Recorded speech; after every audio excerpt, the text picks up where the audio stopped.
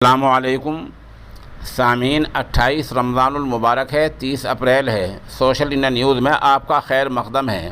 خبر کا عنوان ہے: کابل کی مسجد میں شہید ہونے والے نمازیوں کی تعداد 66 ہو گئی۔ خبر تھوڑی تفصیل سے سنیے۔ افغانستان کے دارالحکومت کابل کی خلیفہ صاحب مسجد میں نماز جمعہ کے بعد ہونے والے دھماکے میں شہید افراد کی تعداد 66 ہو گئی ہے۔ مسجد کے پیش امام فاضل آغا کا کہنا ہے کہ دھماکہ ممکنہ طور پر خودکش حملہ تھا۔ واقعے میں 78 نمازی زخمی ہوئے ہیں۔ دھماکے کے وقت اقوام متحدہ کے 2 اہلکار اور ان کے اہل خانہ گھر والے بھی مسجد ہی میں موجود تھے۔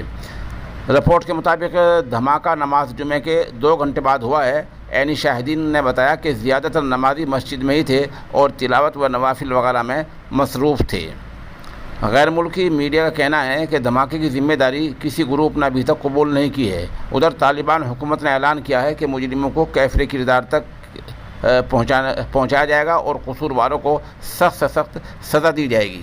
واضح ہے کہ گزشتہ 2 ہفتوں کے دوران افغانستان میں متعدد دھماکے ہوئے ہیں، جس میں درجنوں شہری اپنی جانوں سے ہاتھ دھو بیٹھے ہیں۔